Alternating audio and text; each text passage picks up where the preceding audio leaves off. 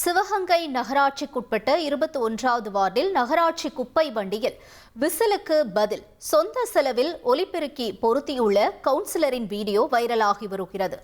கூடுதல் தகவல்களை செய்தியாளர் ஜெகநாத் வழங்கிட கேட்கலாம். ஜெகநாத், இந்த கவுன்சிலர் கொடுத்திருக்கக்கூடிய விளக்கம் என்ன? ஜெகநாத்,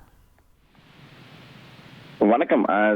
சிவகங்கை நகராட்சிக்குட்பட்ட 21வது வார்டு கவுன்சிலர் ஆயிப் கான் குறிப்பாக இன்று காலை அந்த பகுதியில் இருக்கக்கூடிய குறிப்பாக அந்த 21வது வார்டுல துப்புரவு தொழிலாளர்கள் இன்று காலை அவருடைய வார்டு பகுதியில குறிப்பாக நகராட்சி குப்பை சேகரிப்பு வண்டி நிறுத்தி அவர்கள் குப்பை சேகரித்துக் கொண்டிருக்கிறார்கள். குறிப்பாக அவர்களை இவர் நிறுத்திவிட்டு இனிமேல் அவர்கள் விசில் ஊதி குப்பைகளை சேகரிக்க கூடாது என்று அவர்களுக்கு அறிவுறுத்தி இருக்கிறார். குறிப்பாக அதற்கு பதிலாக நானே தன் சொந்த செலவில் நகராட்சி குப்பை வண்டியில் ஒலிபெருக்கி ஒன்றை பொருத்தி வைத்துள்ளேன், அதனை பயன்படுத்திக் கொள்ளுங்கள் என்று கூறியிருக்கிறார்.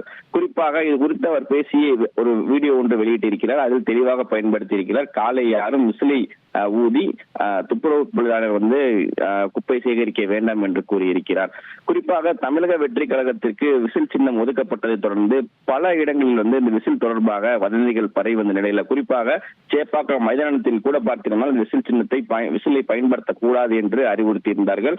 மேலும் சென்னை சூப்பர் கிங்ஸுக்கு விசில் அவருடைய விசில் போர்டு அந்த இதை பயன்படுத்த கூடாது என்று அவர் வதந்தியும் கிளம்பப்பட்டிருக்கிறது. இதனைத் தொடர்ந்து உங்களுடைய தகவல்களுக்கு நன்றி ஜெகநாத். இனி செல்லும் இடமெல்லாம் செய்தி.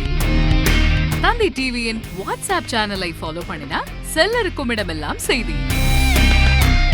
இதோ QR கோட் இப்பவே ஸ்கேன் பண்ணுங்க, ஃபாலோ பண்ணுங்க.